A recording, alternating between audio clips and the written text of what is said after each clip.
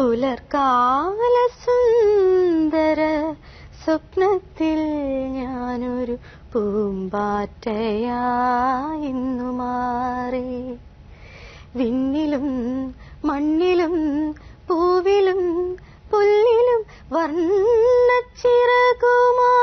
പാറി. പുലർകാല സുന്ദര സ്വപ്നത്തിൽ ഞാനൊരു പൂമ്പാറ്റയായിന്നു മാറി. ഈ പുലർക്കാലത്ത് ഒരു സുന്ദര സ്വപ്നവുമായിട്ട് പ്രഭാതകേരളി നിങ്ങളെ സ്വാഗതം ചെയ്തുകൊള്ളുന്നു. പ്രഭാതകേരളിയിലേക്ക് എല്ലാ മാന്യപ്രേക്ഷകർക്കും ഒരിക്കൽ കൂടി സ്വാഗതം.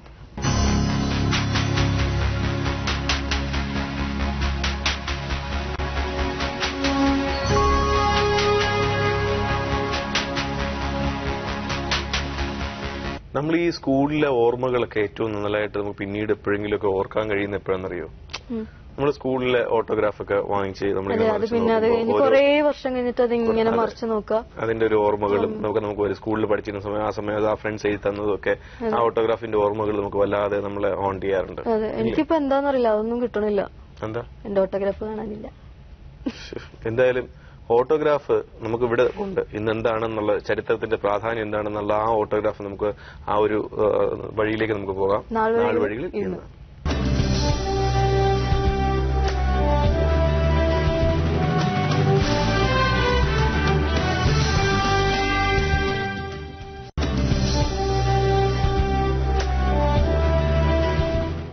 ഇംഗ്ലീഷ് കവി വില്യം കൂപ്പർ 1731 ഈ ദിവസമാണ് ജനിച്ചത്. ഉന്മാദത്തിനടിമയായിരുന്ന അദ്ദേഹം ദീർഘകാലം മാനസിക രോഗാശുപത്രിയിൽ ചികിത്സയിലായിരുന്നു. ആശുപത്രിയിൽ നിന്ന് പുറത്തുവന്ന കൂപ്പർ തന്റെ കൊട്ടാര സദൃശ്യമായ ഭവനത്തിൽ വർഷങ്ങൾ തള്ളി നീക്കി. കവിതകളും എഴുത്തുകളുടെ ശേഖരവും കൂടാതെ പ്രാർത്ഥനാഗീതങ്ങളും അദ്ദേഹം രചിച്ചിട്ടുണ്ട്.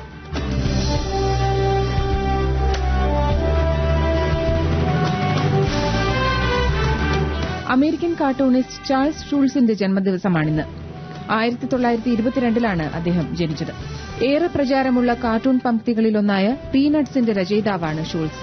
തുടക്കത്തിൽ ദ ഹോക്സ് എന്ന് നാമകരണം ചെയ്തിരുന്ന ഈ കാർട്ടൂൺ പരമ്പരയിലെ കഥാപാത്രങ്ങൾ Charlie Brown, Snoopy, Linus, Lucy എന്നിവരാണ്.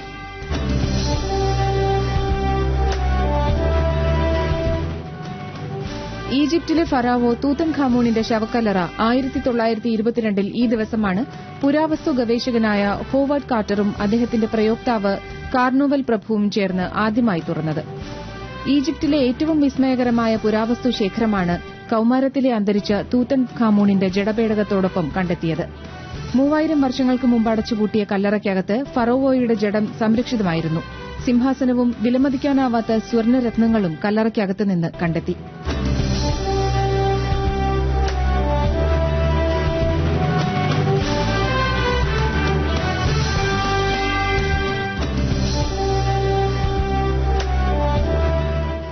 അമേരിക്കൻ നീഗ്രോ ഗായിക ടീന ടേർണർ 1939 ഈ ദിവസമാണ് ജനിച്ചത്. 60കളുടെ അവസാനത്തിൽ തന്റെ ഭർത്താവിനൊപ്പം പാടിക്കൊണ്ട് വേദികളിൽ പ്രത്യക്ഷപ്പെട്ട അവരുടെ റിവർ ഡീപ്പ്, മൌണ്ടൻ ഹൈ തുടങ്ങിയ ഗാനങ്ങൾ അമേരിക്കയിലെ കറുത്ത വർഗത്തിന്റെ ഹൃദയതാളമായി. ഭർത്താവുമായി പിരിഞ്ഞ ശേഷം ടീന ഏകയായി സംഗീത പരിപാടികൾ നടത്തി. പ്രണയത്തിന്റെയും രതിയുടെയും അന്തർഗതങ്ങളുള്ള അവരുടെ സംഗീതം ഏറെ പ്രിയങ്കരങ്ങളായിരുന്നു.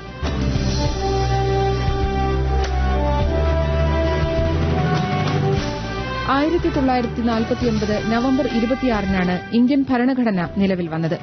ലോകത്തെ ഏറ്റവും വലിയ ലിഖിത ഭരണഘടന ഇന്ത്യയുടേതാണ്.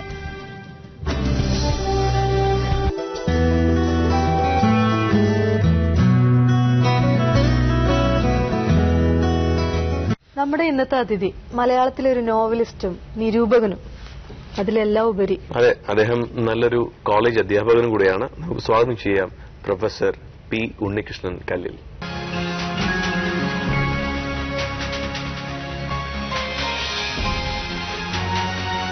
നമസ്കാരം. ആദ്യം തന്നെ പേരിലെ കല്ലിൽ എന്ന് കണ്ടു. അത് സാറിന്റെ സ്ഥലപ്പേരാണോ വീട്ടുപേരാണോ? വീട്ടുപേരാണല്ലേ. സാറിന്റെ നിരൂപണങ്ങള് ശ്രദ്ധിച്ചു നോക്കിക്കഴിഞ്ഞാൽ കൂടുതലും നാടകങ്ങളെ കുറിച്ചാണ് സാറ് കൂടുതലായിട്ട്. നാടകങ്ങളോടുള്ള താല്പര്യം ഒരു ദൃശ്യകലാരൂപം എന്ന നിലയിൽ ആദ്യം മുതലേ നാടകങ്ങൾ കാണുകയും നാടകങ്ങൾ വിശകലനം ചെയ്ത് പഠിക്കുകയും ചെയ്തിട്ടുള്ള ഒരു തലമുറയായിരുന്നു എന്റെ തലമുറ. ആ തലമുറയിൽപ്പെട്ട ഒരാളെന്നുള്ള നിലയിൽ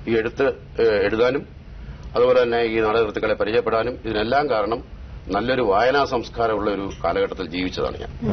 എന്റെ വിദ്യാഭ്യാസ കാലഘട്ടം എന്ന് പറയുന്നത് തന്നെ ഏറ്റവും നല്ലൊരു വായനാ സംസ്കാരം ഉണ്ടായിരുന്ന ഒരു കാലഘട്ടത്തിലാണ്. മാത്രമല്ല ഞങ്ങളെ പഠിപ്പിച്ചിട്ടുള്ള യൂണിവേഴ്സിറ്റി കോളേജിൽ തന്നെ അന്നത്തെ അധ്യാപകരെന്ന് പറഞ്ഞാൽ വലിയ വലിയ ഗുരുക്കന്മാരെന്നുള്ള പേരിൽ തന്നെ അറിയപ്പെടണം. വെറും സാർമാരല്ല, അഭിവന്ദ്യ ഗുരുക്കന്മാരാണ്. M Krishnan Nair, ONV, N Krishna Pillai എന്നൊക്കെ പറഞ്ഞു കഴിഞ്ഞാൽ മലയാളത്തിലെ ഇബ്സൺ എന്നാ പറയുന്നത്. മലയാളത്തിലെ ഇബ്സൺ എന്ന പേര് കേട്ട നാടകൃത്താണ്. അതുപോലെ തന്നെ എം കൃഷ്ണൻ നായർ നിരൂപകൻ, പിന്നെ എൻ കൃഷ്ണപിള്ള, എം കൃഷ്ണൻ നായർ, ആനന്ദക്കുട്ടൻ ഹാസ്യസാഹിത്യം, പിന്നെ തിരുനെല്ലൂർ കണ്ണാരൻ, പ്രൊഫസർ KM ഡാനിയൽ, ഇങ്ങനെ പ്രശസ്തരായിട്ടുള്ള അതിപ്രശസ്തരായിട്ടുള്ള ഗുരുക്കന്മാരുടെ കീഴിൽ 2 കൊല്ലം പഠിക്കാനുള്ള മഹാഭാഗ്യം എനിക്കുണ്ടായി. ഒരുപക്ഷെ ആ കാലഘട്ടത്തിലാണ്, അതായത് 60കളും 70കളും 70കളുമായിരുന്നു എന്റെ വിദ്യാഭ്യാസ കാലഘട്ടം. ആ കാലഘട്ടത്തിലാണ് ഇവിടെ കേരളത്തിലെ ഏറ്റവും വലിയൊരു നവോത്ഥാനം ഉണ്ടായത്. നവോത്ഥാനം എന്ന് പറഞ്ഞാൽ എല്ലാ ഫീൽഡിലും എല്ലാ മണ്ഡലത്തിലും ഒരു നവചൈതന്യം പ്രത്യക്ഷപ്പെട്ട കാലഘട്ടമായിരുന്നു.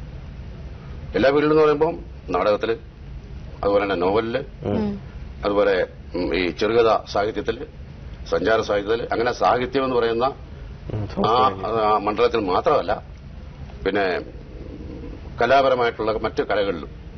ഇപ്പൊ തന്നെ യേശുദാസുമൊക്കെ അന്നാ വന്നത്. യേശുദാസ്, ജയചന്ദ്രനൊക്കെ നമുക്ക് അരങ്ങേറ്റം കുറിച്ചത്.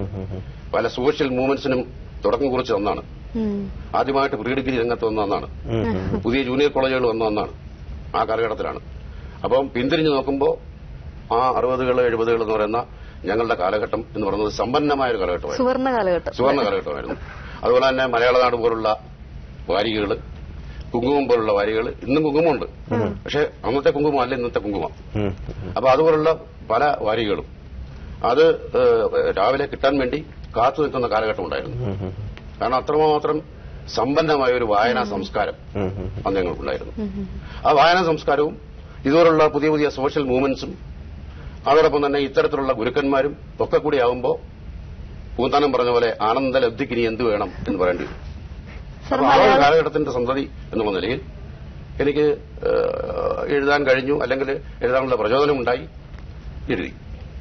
മലയാള അധ്യാപകനായിരുന്നു അല്ലേ? ഞാൻ മലയാള അധ്യാപകനായിരുന്നു. MESന്റെ വിവിധ കോളേജുകളിൽ മലയാളത്തിന്റെ അധ്യാപകനായിട്ടും വകുപ്പ് മേധാവിയായിട്ടും 10-28 വർഷം ജോലി ചെയ്ത ആളാണ്. കുട്ടികള് ഒരുപാട് വരുന്നുണ്ടോ? മലയാളം തെരഞ്ഞെടുക്കണില്ല എന്നാണ് തോന്നുന്നത്. മലയാളം ഞാൻ ആദ്യം അധ്യാപകനായിട്ട് അവിടെ ചെല്ലുമ്പോൾ നവംബർ 1-നാണ് ഞാൻ ചെല്ലുന്നത്. മലയാള പിറവി ദിനം. ഞാൻ ആദ്യമായിട്ട് കോളേജ് അധ്യാപകന്റെ കുപ്പായ അണിയുന്നത് നവംബർ 1-നാണ്. മാത്രമല്ല ഡോക്ടർ പുതുശ്ശേരി രാമചന്ദ്രന്റെ കാർമ്മികത്വത്തിൽ ആദ്യത്തെ 1ാം ലോക മലയാള സമ്മേളനം തുടങ്ങുന്ന കാലഘട്ടം. ആ സമയത്ത് ഞാൻ ചെല്ലുമ്പോൾ ഹിന്ദിക്ക് 4 അധ്യാപകരും മലയാളത്തിന് 2 അധ്യാപകരും വരുന്നു. പക്ഷേ 2-3 കൊല്ലം കഴിഞ്ഞപ്പോഴേക്കും മലയാളത്തിന് 4 അധ്യാപകരും ഹിന്ദിക്ക് 2 അധ്യാപകരുമായിട്ട് മാറി. അവിടെ അറബിക്കുമുണ്ട്. അറബിക്കിന് കൂടുതൽ അധ്യാപകരുണ്ട്. കാരണം ആ ഏരിയ, മണ്ണാർക്കാട് എന്ന് പറയുന്ന ഏരിയ, കൂടുതൽ മുസ്ലിം കുട്ടികളുണ്ടായതുകൊണ്ട് അറബിക്കിന് കൂടുതൽ പേരുണ്ടായിരുന്നു. അപ്പം മലയാളത്തിന് അന്നൊന്നും, ഞാൻ പഠിപ്പിച്ചിരുന്ന കാലഘട്ടങ്ങളിലൊന്നും മലയാളത്തിന് ഒരപജയം സംഭവിച്ചിട്ടില്ല. അതുപോലെ നെടുങ്കണ്ടം കോളേജിൽ പിന്നെ ഞാൻ ജോലി ചെയ്യാൻ വന്നപ്പോൾ അവിടെ ഹിന്ദിക്ക് നാമമാത്രമായിട്ടുള്ള കുട്ടികളുണ്ടായിരുന്നു, മലയാളത്തിനായിരുന്നില്ല. അവിടെ അറബിക്കില്ല. 90% മലയാളമായിരുന്നു. ഇപ്പോഴത്തെ സ്ഥിതി എനിക്ക് അറിഞ്ഞൂടാ. ഇപ്പോഴത്തെ സ്ഥിതി മലയാളത്തിനൊന്നല്ല, ഡിഗ്രിക്കൊക്കെ ആളുകൾ പിന്നോട്ടം പായുന്ന ഒരു അവസ്ഥയാണ്. ഒരുപക്ഷെ അതിന് കാരണം ഈ വിദ്യാഭ്യാസം എന്ന് പറയുന്നത് ഏതാണ്ട് എന്തെല്ലാം പറഞ്ഞാലും ശരി 80% പേരും ജോബ് ഓറിയന്റഡ് ആയിട്ട് തന്നെ ചിന്തിക്കുന്നത് കൊണ്ടാണ്. മലയാളം പഠിച്ചു കഴിഞ്ഞാൽ പുറത്തേക്ക് പോകാൻ കഴിയില്ല. എന്താണ് സാർ സാധ്യതകൾ? മലയാളം പഠിച്ചു കഴിഞ്ഞാൽ പുറത്തേക്ക് പോകാൻ കഴിയില്ല. അതുപോലെ തന്നെ ഇവിടെ ജോലി കിട്ടാൻ സാധ്യത കുറവാണ്. സ്വാഭാവികമായിട്ടും മലയാളം പഠിക്കാനുള്ള ആളുകൾ കുറയും. കോളേജിലോ സ്കൂളിലോ ഒക്കെ ആയിട്ട് ഒതുങ്ങും. അത് നമുക്ക് പ്രത്യേകിച്ച് പറയാതെ തന്നെ അറിയാവുന്ന കാര്യങ്ങളാണ്.